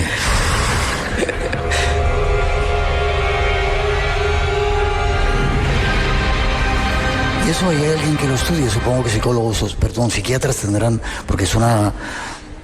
hay que estar bastante zumbado para hacer esas cosas, ¿no? Sí, obviamente yo no me meto en terrenos de psiquiatría, pero sí que es verdad que el mundo del arte es un chivato, un maravilloso chivato mudo, es decir, la imagen te está diciendo muchísimas cosas, ¿no?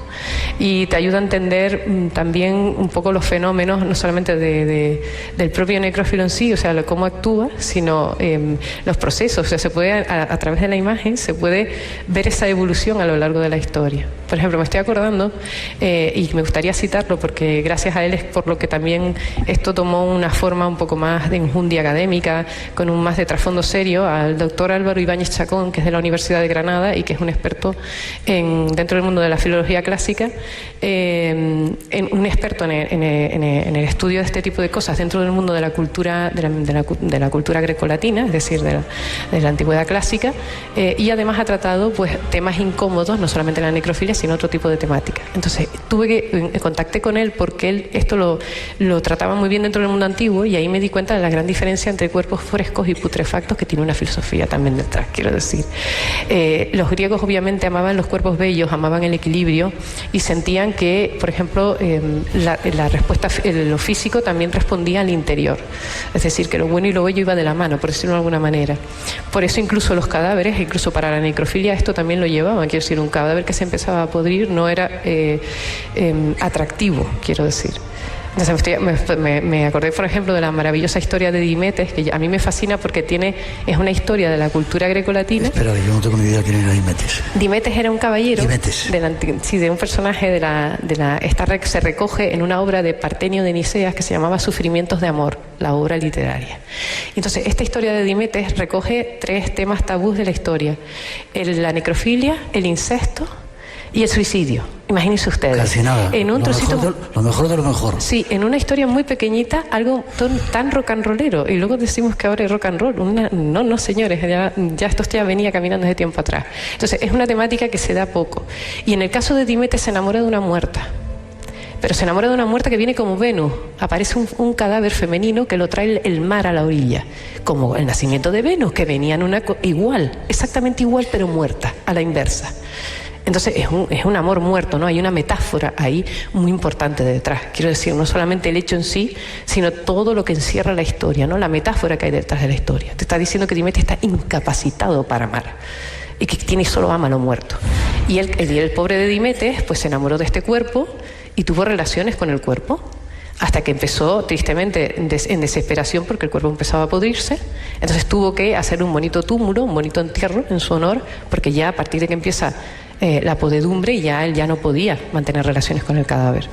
Entonces, esto en la cultura grecolatina sí que se cuidaba mucho el tema de la higiene, por decirlo de alguna manera, que no estuviera podrido el cadáver. Sin embargo, ya en el siglo XIX y XX, dentro del mundo del arte, del cine, sí que se plasma ya esto con mucha libertad, y bueno, digamos que se siguen transgrediendo los límites y las barreras a nivel visual, y lo vamos viendo, ¿no?, en la evolución. Quiero decir que ya puestos al río, puestos a lanzarnos al abismo, pues nos lanzamos más todavía. Casi para dejar de terminar este tema, ¿hay mucha gente interesada en esto en este momento? No. Menos mal. No, yo sé que es un tema, me gusta decir, de culto. Es una temática que yo entiendo que es muy incómoda, y obviamente interesa a poco público, pero siempre no es un interés morboso, es un interés desde un punto de vista, desde una línea más de investigación también. Me miras mucho aquí, ¿por qué? ¿Te gusta? Sí, me llama muchísimo la atención. Uno de los amuletos que llevo. El negro, sí. ¿El negro? La piedra, sí. El negro es un espejo de obsidiana. Una maravilla. Para protegerme de las cosas negativas. Y nos preparamos para otro hermanito que tenemos aquí, nos llega de la isla de La Gomera, y nos van a traer un contacto con la Madre Tierra.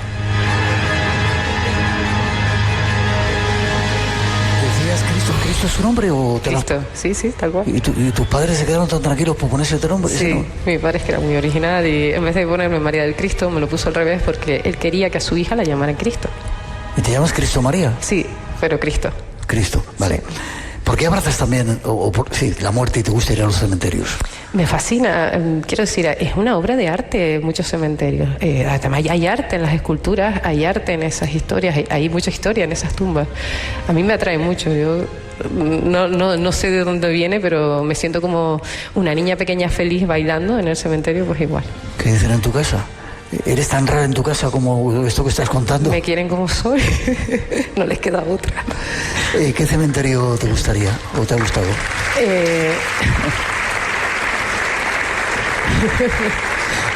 Dime alguno.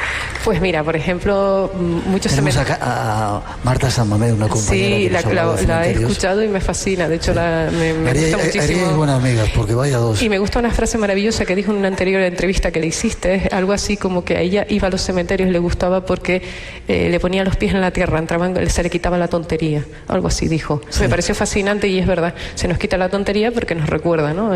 Que todos vamos a morir, ¿no? Es un paso inevitable. Hay un poco de, bueno, pues lo que tienes ahora, disfrútalo claro, al máximo, ¿no? Esa idea del carpe diem, ¿no? De aprovechar los días, sí.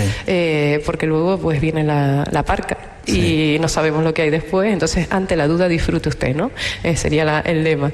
Pero digamos que a mí me fascina desde un punto de vista estético también y reconozco que me va mucho.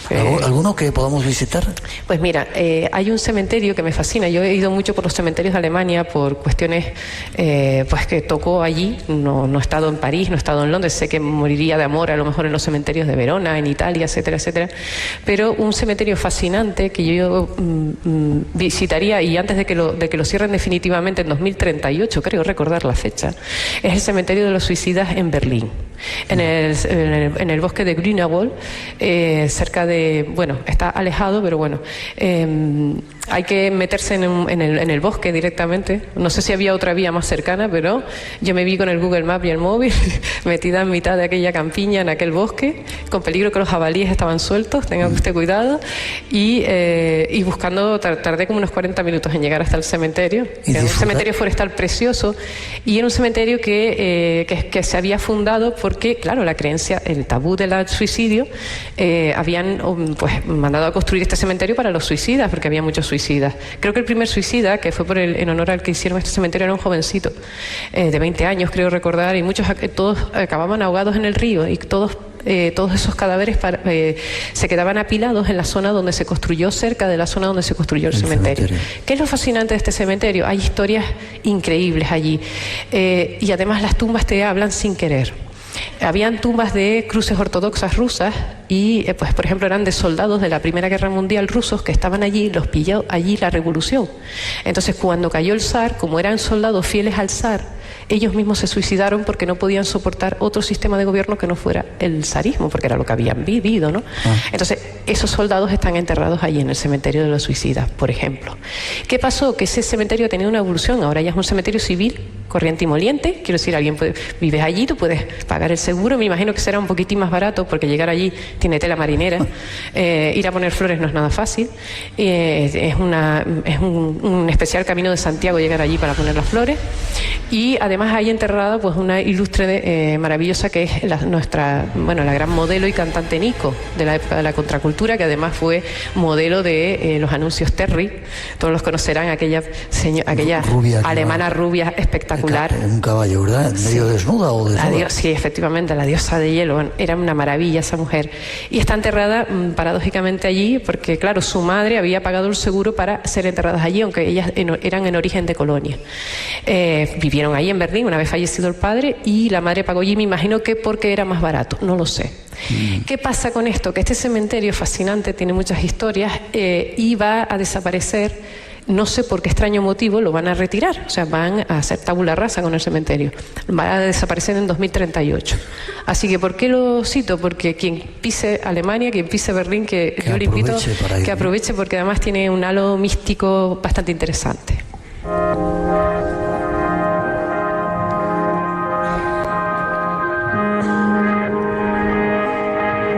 Cristo Gil, espero que te haya gustado estar con nosotros.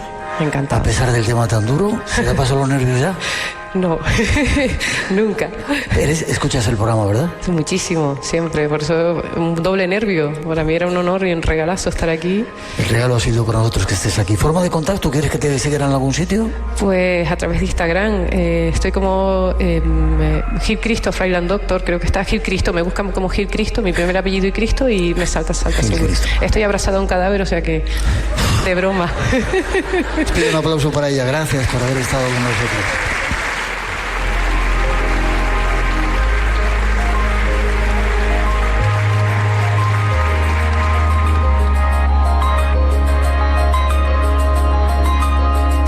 Radio Nacional de España, la radio por delante. Este fin de semana nos vamos a La Rioja Baja. Con Pepa Fernández. No es un día cualquiera desde el Salón de Actos del Ayuntamiento de Cervera del Río Alhama. No es un día cualquiera. Les esperamos. A las 8:30 de la mañana, las 7:30 en Canarias. Y cuando quieras en RNE Audio.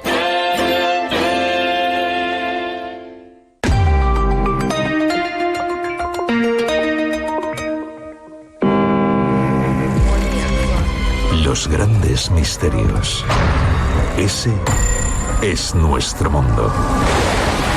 Y si estás aquí, también es el tuyo. Espacio en Blanco. Una puerta abierta hacia lo desconocido. En Radio Nacional, con Miguel Blanco.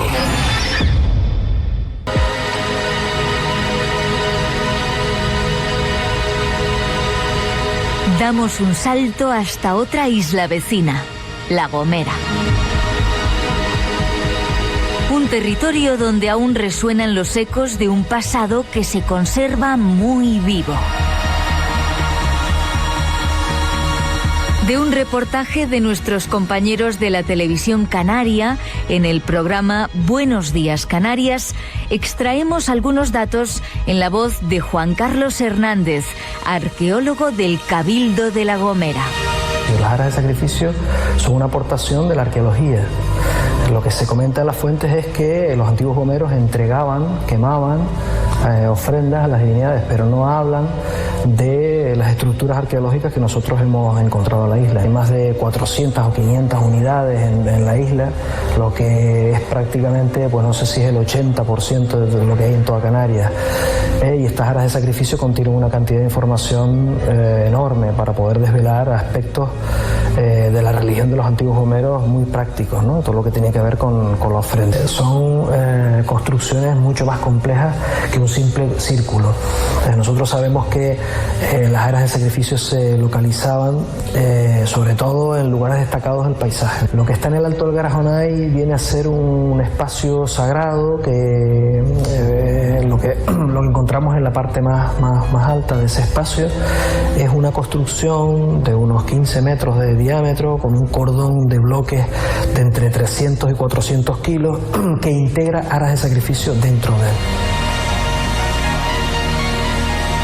Extraños y hasta ahora desconocidos rituales de los pobladores de esa isla mágica. Nuestro siguiente invitado, un profundo estudioso de la isla, llega al programa para desvelarnos algunos de los secretos de esos pobladores.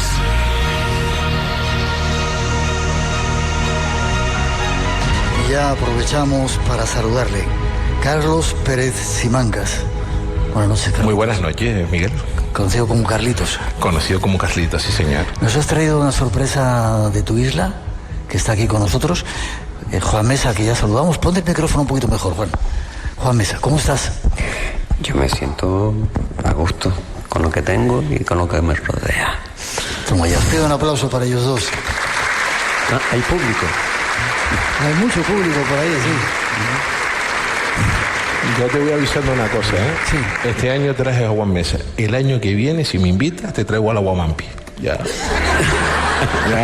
Por ir gomereando un poquito una orquesta de La Gomera, muy conocida.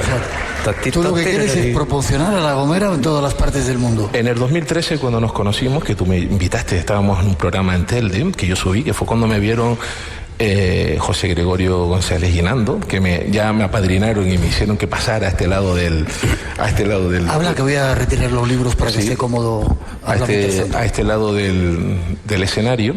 Yo te dije a ti que cuando me llevaste, que una de mis misiones era gomerizar el mundo del misterio, y ahí voy poco a poco. Ahora te traes Juan Mesa, pero yo prometo traerte a la Guamampi y echar aquí la gomera, mano al pecho, y que la gente lo pueda escuchar.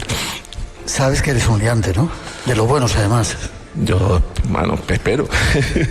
Estuvimos ayer en el Teide, vas contando cantidad de historias porque has sido guía en el Teide, ¿no?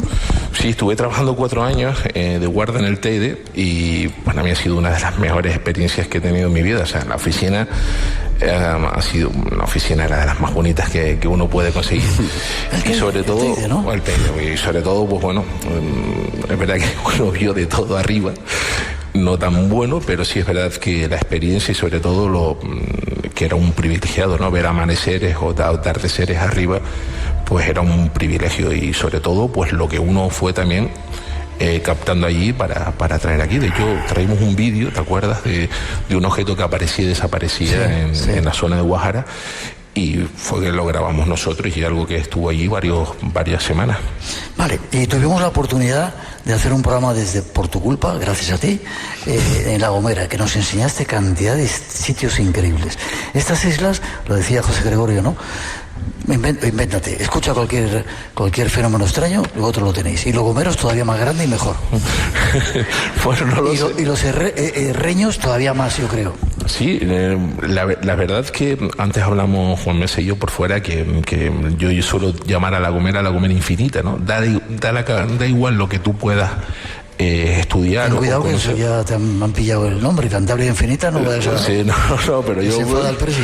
No, pues, pero es que es verdad que suelen dar muchas historias, ¿no? Y sobre todo vas viendo historias o rincones. Antes escuchábamos a Juan Carlos Hernández, que es el director del Museo Arqueológico de La Gomera, al cual le invito, si no lo conoce, que está justo en la trasera de la iglesia de la Asunción en San Sebastián de La Gomera, y es de estos museos pequeños, pero con mucha información y muy desconocido. De hecho, en la parte alta, invito a que todos suban, hay una jara de sacrificio, unos hornillos que se encontraron en el alto de Agando y en Ojila. La cuestión no es qué hacen arriba, sino cómo llegaron, porque eran piedras que trajeron desde el sur de la isla a varios kilómetros del lugar. Pues déjame que hable con Juan, antes de nada. Juan, eres un músico, un artista. Yo tenía ganas de pillarte hacía tiempo. Te doy las gracias que hayas venido al programa. Luego vas a tocarnos o a interpretar una música, pero ¿qué tiene La Gomera de especial? ¿Por qué estás allí? ¿Y por qué tú eres un ser tan especial? ¿Cómo te has convertido en eso? Bueno, yo creo que la palabra especial hace que de alguna manera tenga una raíz común, ¿no? ¿Eres gomero? Y todas mis raíces, todos mis antepasados proceden desde la isla, tanto por parte de mamá, de la cumbre de los aceviños, del cedro, y por parte de papá de Chipude y del cercado, ¿no? Qué bonito, y durante papá, mamá te dice, hermano, que sigue, perdón, yo estaba... Tú sigue. No, está bien. Y bueno, pues por mi sangre pues corren, pues eso, toda una historia que va muy lejos, va muy atrás, ¿no? Prehispánica también, y la siento en toda esa memoria genética que siento que hay dentro de mí, que hace que tenga un compromiso, pues para donde quiera que voy, pues la isla de La Gomera esté presente artísticamente en las cosas que exteriorizo musicalmente y también en mi caminar, por decirlo de alguna manera. Prehispánica, has dicho. ¿Sientes que tienes raíces de antes que llegaran los castellanos a las islas? No sé cómo se llamaban los aborígenes de La Gomera. No me gusta llamar guanches porque es... No, serían gomeros o gomeritas, o si se le suele nombrar así. Exacto. ¿Tú vienes de ahí?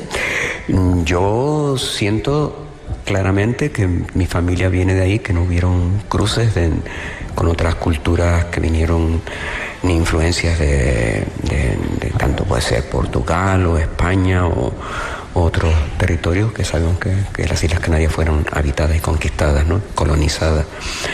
Y todo eso lo siente en muchos conceptos, ¿no?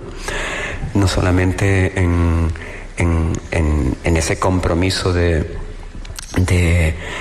dar valor a todo lo que estaba antes de que llegaran la cultura de otros lugares, ¿no? Está presente en muchas cosas, ¿no? En las costumbres heredadas de mi propia familia. De hecho, después voy a interpretar una canción que está relacionada con la curandería, ¿no? Porque tanto no solamente mi familia, en este caso mi abuela y mi madre, por la cual me inspiró componer esa canción, sino muchas personas de la isla de La Gomera pues practicaban, hacen esas prácticas, ¿no? De curanderismo, hierba, de santiguadora, vamos. ¿Todavía hoy?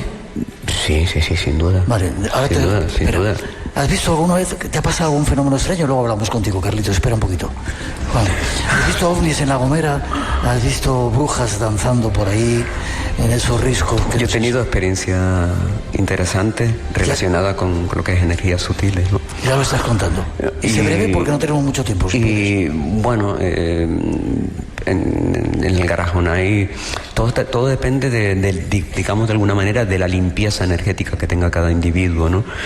Y cuando tienes esa química, por decirlo de alguna manera, pues todo puede suceder, ¿no? Y he tenido experiencia con un grupo de personas, están en un bosque y con toda una parte ceremonial, pues descubrir cosas súper potentes. Bueno, pues estar en la Laguna Grande con un grupo de 10 mujeres, yo era la número 11, y nada, había una iniciadora, una persona muy potente que además se ha criado en cultura como puede ser en Indonesia, en un matriarcado también de la selva amazónica, y llegamos al lugar y entonces nos preparó de que íbamos a ver algo, pero para eso teníamos que ser respetuosos y estar en sintonía con lo que era pues el espacio sagrado que te puede aportar la naturaleza con toda su energía hermosísima, ¿no? Que es la energía pues desde las raíces de los árboles, de la tierra telúrica, como es de la propia naturaleza, ¿no? Porque sabemos que hay un potencial importantísimo y nosotros como naturaleza pues coincidimos y conectamos, ¿no? Entonces, nada, primero apareció, bueno, y ahora va a aparecer por aquí algo interesante, ¿no? Con otras palabras.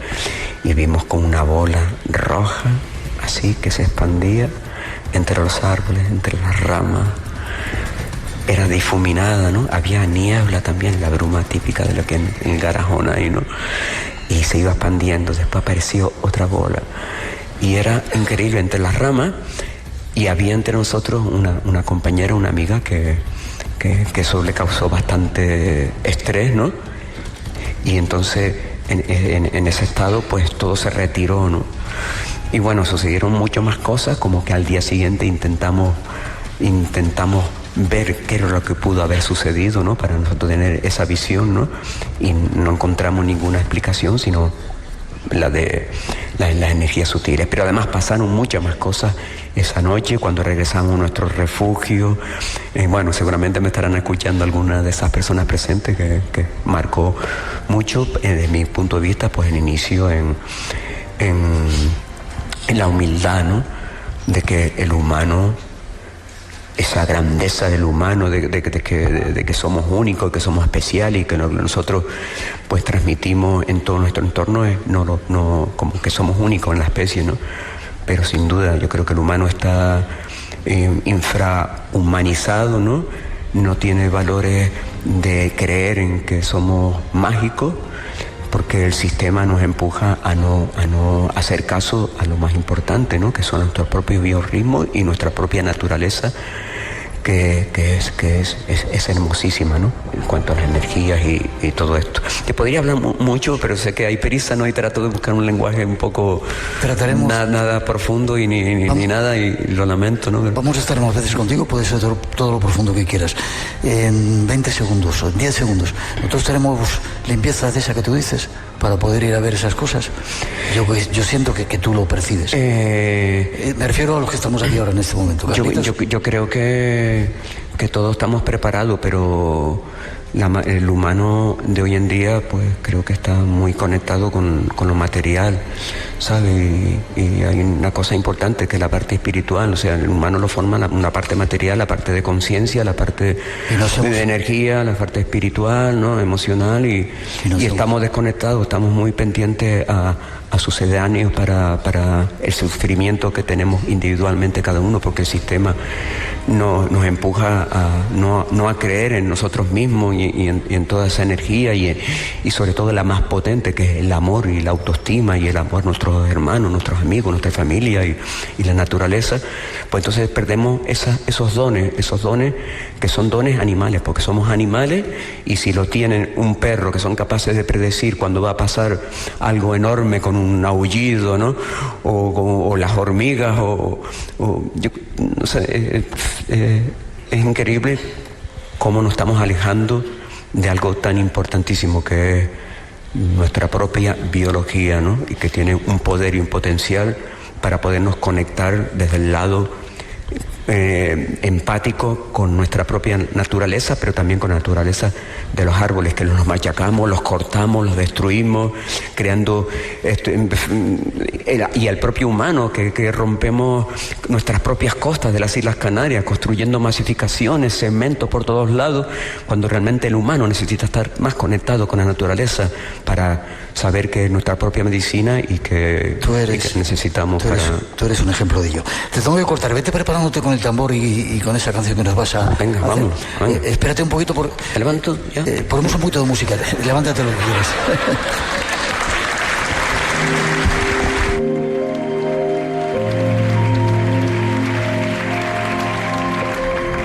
Mientras Juan Mesa se prepara, vamos a esperar un poquito. Creo que tienen los micrófonos por ahí. Espera, voy a hablar con Carlos, porque Carlitos me decía que había rituales con el sol de los gomeros. Sí, normalmente ahora, en este momento que estamos llegando al solsticio de verano, a la noche de San Juan, en La Gomera, en varios puntos, de hecho en el pueblo donde vive Juan, que es en Imada, pudimos recoger bastantes testimonios, sobre todo un señor que se llamaba Luciano Arzala, que falleció y al cual siempre le estaré agradecido por todo lo que me transmitió, de cómo la noche de San Juan era tan importante como la noche de Navidad. Y era que se celebraban matanzas y iban a ciertos puntos, por ejemplo, como en la montaña de Tagaragunche, en Alajeró, para subir arriba a lo que es hoy la ermita San Isidro, por ejemplo, una ermita que tiene bastante elementos, elementos esotéricos. Pues arriba se reunían para celebrar ese día de San Juan. Había un ara de sacrificio de casi 3 metros en Antocojo que se encendía hasta los años 70. Y luego tenemos también los testimonios de un lugar como se llama Tejiade, donde hay unas pequeñas posetas de agua detrás de la iglesia, que con las aguas de las lluvias y marcando con el sol sabían predecir el tiempo y sobre todo los años si iban a haber o malas cosechas. De hecho, la montaña que está enfrente se llama el Mirasol y por lo que me contaron gente que testimonia, que era a través del sol que salía en el solsticio, miraban y también eran capaces de predecir pues lo que iba a pasar durante el año. Increíble la cantidad de cosas que a través de la arqueología y gente como tú, como Nando, estáis recuperando de lo importante que era este pueblo, la cultura que tenía, la espiritualidad, y que eso no se muera. Qué increíble. Y lo que hace Juan, que le vamos ahora... Sí, encender un poquito, le digo a la gente del teatro, las luces de sala para que pueda ver mejor, Juan, y ahora te doy paso, sí. Mira, una cosa que vamos a ver ahora del folclore de La Gomera, antes hablaba Juan de las raíces. Por ejemplo, el tambor que tiene es un tambor una réplica de un tambor militar del siglo XV, y que, por ejemplo, las chácaras, que es otro elemento que funciona dentro del folclore, pues son también adaptados, pero se sabía que habían sonidos con maderas y con piedras. Por lo tanto, el folclore de La Gomera va a unir dos cosas. Una, ese ritmo, esa andecha que tiene prehispánica, con el romancero. Para que te porque se haga también el público una idea, en La Gomera se mantiene vivo hoy el poema del Mío Cid. Se transmite de padres a hijos y se recita. Por lo tanto, mucho del romance, de todo lo que se va a cantar en el romancero gomero, porque se hace un pie, ¿no? Por ejemplo, como un pie que le cantaba a él, ¿no? Viva la Gomera y el romancero de Juan Mesa, que se lo cantaban. Bueno, pues con ese pie de mensaje, ese pie de romance, se iban encadenando estrofas de otro poema. Y esos poemas sabemos que son judeos sefarditas, que llegan en el siglo XV, y son poemas que viven en la isla de La Gomera, en cultura viva, y que ya están perdidas en zonas de Castilla o extintas, por ejemplo, como El soldado ricante, La novia y el moro, que son romances que se recitan en La Gomera. Sé que contigo podemos estar 5 horas hablando. Ponemos un poquito de música y Juan Mesa dejamos que haga esa actuación. Luego tenemos otra más todavía aquí. Juan, cuando quieras. Y luego os pido forma de contacto. Cuando quieras, Juan. Breve si puedes, 2 minutitos tenemos.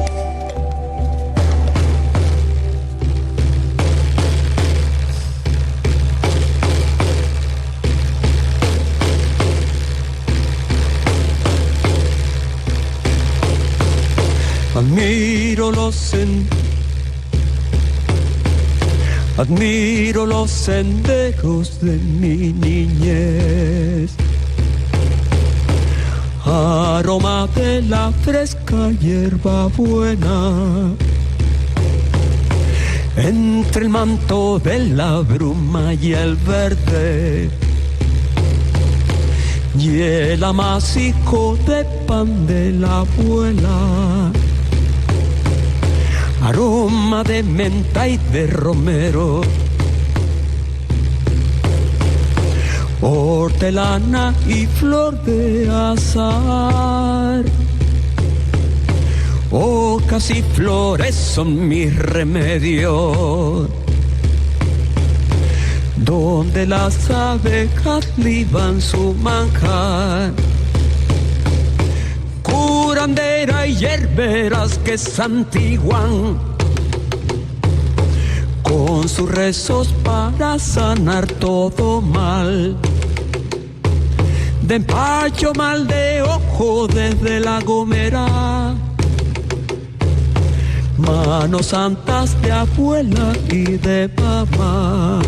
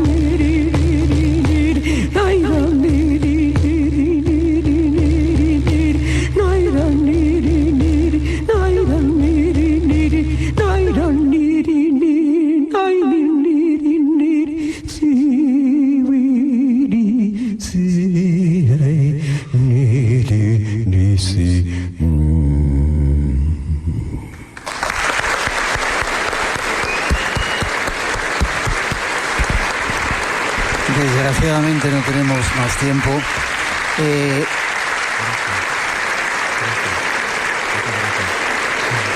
Carlitos, forma de contacto contigo, porque tenemos otra actuación también, que a ver si se va preparando para terminar. Estamos a puntito de terminar este programa especial. ¿Forma de contacto contigo? A través de Facebook, Carlos Jesús Pérez Simanca, o a través de Instagram, Vidrio77. Y Juan, ¿se nos va? Porque los artistas son así. Sí. Bueno, pero pueden buscar Juan Mesa, que lo tiene en todas las redes. Es curioso además porque un artista gomero que va a dar conciertos por todas las partes del mundo. Luego hablaremos con él. A mí me recuerda muchos chamanes con los que he tenido el honor de estar. Él tiene ese punto chamánico y acaba de venir ahora acaba de llegar de una gira por Polonia. O sea, increíble. Por Polonia. Y se ven, viste cómo el tambor se pega al pecho para replicar un poco lo que es el latido del corazón. Y el tambor, o sea, tiene todo el folclore de La Gomera, una liturgia de quien llama, de cómo se responde. Y es algo que, bueno, si un día tenemos que ir para que veas cómo se entra y se saca un santo con chácaras y tambores en La Gomera. Javier Pérez de Resonancia, ¿estás por ahí? Que necesitamos... estás ahí ya. Vale, ahora estoy contigo. Una musiquita para despedir a Carlitos. Qué rápido pasó esta hora, se me ha volado. Te veo prontito, sabes que te quiero. Es un placer tenerte cerca en esta familia. Muchas gracias. A ti.